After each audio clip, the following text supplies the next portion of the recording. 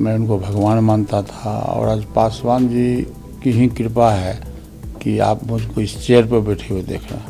मेरे घर पर वो आकर के मुझे उन्होंने काट दिया। माननीय प्रधानमंत्री जी से मैं शुरू से आग्रह कर रहा हूँ, भारत रत्न की उपाधि से सम्मानित करना चाहिए। बिहार के जो माननीय मुख्यमंत्री जी श्री नीतीश कुमार जी हैं, मैंने उनको भी पत्र लिखा। व्हीलर रोड जो पटना पार्टी कार्यालय है, उसको स्वर्गीय पासवान जी के नाम से राष्ट्रीय स्मारक घोषित करने का मैं उनसे आग्रह करता हूँ। निश्चित रूप से पासवान जी का स्मारक बनना चाहिए। दिल्ली में व्यक्ति बलवान नहीं है, समय बलवान होता है। मिलना जुलना कार्यक्रम राजनीति में सब चलता है। क्या प्रोग्राम रहेगा, क्या आप उसमें शरीक होने जा रहे हैं? जी, मैं निश्चित रूप से उस कार्यक्रम में जाऊंगा। पासवान जी हमारे बड़े भाई थे, मेरे आदर्श थे, मैं उनको भगवान मानता था और आज पासवान जी की ही कृपा है कि आप मुझको इस चेयर पर बैठे हुए देख रहे हैं। तो मैं उनका ऋणी हूँ और हमारा और पासवान जी का तो खून का रिश्ता है। हम 3 भाई थे। ये मेरा दुर्भाग्य है कि आज बड़े भैया नहीं रहे, छोटे भाई नहीं रहे, मैं अकेले हूँ। वो तो मेरा फंक्शन है, मेरे भाई का फंक्शन है। चिराग पासवान जी मुझको कार्ड देते नहीं देते, घर पर आते नहीं आते, फिर भी मैं इस कार्यक्रम में जाता, मैं जाऊंगा। और ये अच्छी शुरुआत है कि उन्होंने आकर के मुझसे, मेरे घर पर वो आकर के मुझे उन्होंने काट दिया। मैं जाऊंगा, निश्चित रूप से जाऊंगा, मैं उसमें शरीक होऊंगा। क्या इससे मान सकते हैं कि परिवार में जो है वो दूर हो सकती है? देखिए, पारिवारिक माहौल अलग है और राजनीतिक माहौल अलग है। परिवार को राजनीति से नहीं जोड़िए और राजनीति को परिवार से नहीं जोड़िए। दोनों दो चीज़ है। परिवार जो है, परिवार एक अलग है, राजनीतिक माहौल अलग है। ये पॉलिटिकल एजेंडा है, वो पारिवारिक इशू है। दोनों दो चीज़ है। सर, आपकी कुछ डिमांड भी रहेंगी सेंट्रल? जी, मेरा डिमांड है कि चूँकि स्वर्गीय पासवान जी देश के इतने बड़े नेता थे, दलितों के बहुत बड़े नेता थे। वैसे तो उन्होंने अपने राजनीतिक जीवन काल में दलित के लिए, पिछड़ी जाति के लिए, अकलितों के लिए, ऊंची जाति के जो गरीब लोग थे, सभी के लिए उन्होंने लड़ाई लड़ी और उन्होंने मंडल कमीशन भी दिलवाया, ऊंची जाति को 10% आरक्षण भी दिलवाया। बाबा साहब भीमराव अम्बेडकर को उन्होंने सेंट्रल हॉल में मूर्ति बनवाई, 14 अप्रैल को छुट्टी दिलवाया, भारत रत्न से सम्मानित भी करवाया, जिसमें स्वर्गीय बीपी सिंह जी देश के प्रधानमंत्री थे। तो मेरा सबसे पहले तो भारत सरकार, माननीय प्रधानमंत्री जी से मैं शुरू से आग्रह कर रहा हूँ कि इतने बड़े देश के इतने बड़े नेता, दलितों के नेता थे, तो निश्चित रूप से उनको भारत रत्न की उपाधि से सम्मानित करना चाहिए। ये मेरा शुरू से ही डिमांड है।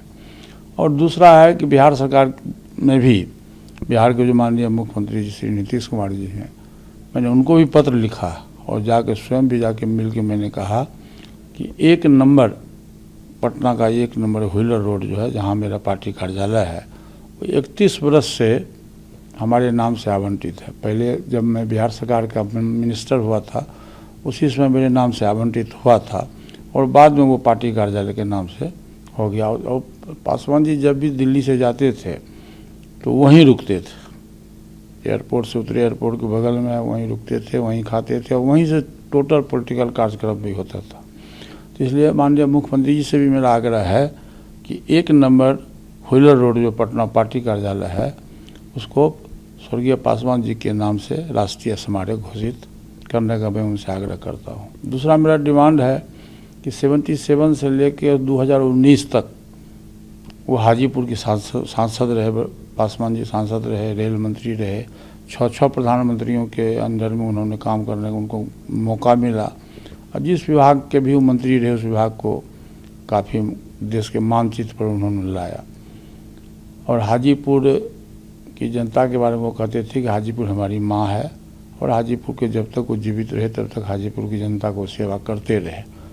और इसलिए मेरा ये भी डिमांड है माननीय मुख्यमंत्री जी से कि हाजीपुर में, चाहे वो सर्किट हाउस के बगल में हो या समाहरणालय में हो, पासवान जी का एक आदमकद मूर्ति लगाने के लिए भी मैं माननीय मुख्यमंत्री जी से मैं आग्रह करता हूँ।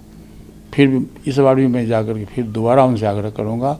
और 8 अक्टूबर को प्रथम पुण्यतिथि है उनका, जिसको हम लोग मनाएंगे पार्टी कार्यालय में। उसमें मैं माननीय मुख्यमंत्री जी और महामहिम राज्यपाल महोदय को भी मैं निमंत्रण दूंगा, आग्रह करूंगा कि वो लोग आएँ। और उस दिन मेरा प्रयास रहेगा कि माननीय मुख्यमंत्री जी ये दोनों जो पासवान जी के नाम से स्मारक और मूर्ति का घोषणा मैं चाहूँगा कि उस दिन कर दें।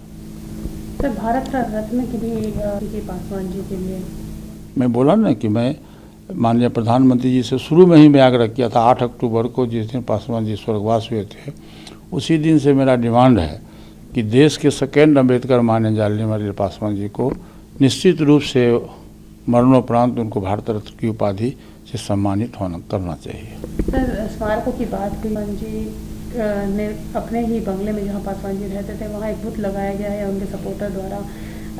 ऐसा माना गया कि वो चाह रहे थे कि उसे स्मारक बनाया जाए। आपको लगता है दिल्ली में कहीं स्मारक बनना चाहिए पासवान जी का?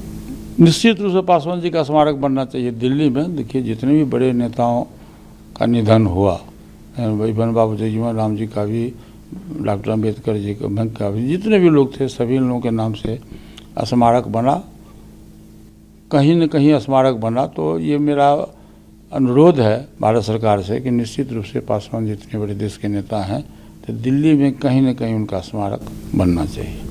सर बिहार की राजनीति पे अगर बात, भगवान जी लालू प्रसाद यादव से भी मिले हैं और तेजस्वी यादव से बहुत नज़दीकियाँ समझ आ रही हैं दोनों की।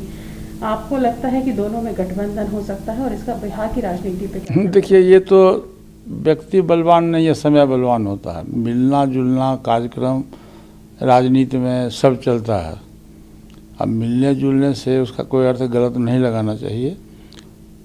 जब समय आएगा, परिस्थिति, बस उस समय क्या परिस्थिति होता है उसके आधार पर तय होगा। अभी तो चिराग पासवान जी से आप पूछेंगे कि चिराग पासवान जी का झुकाव किधर है। चिराग पासवान जी अभी तो वो कार्ड देने गए थे तेजस्वी जी के यहाँ या लालू जी के यहाँ कार्ड देने गए थे। भविष्य की रणनीति और राजनीति क्या है ये मुझसे जो आप पूछ रही हैं इससे बेहतर होगा कि आप चिराग पासवान जी से पूछिए।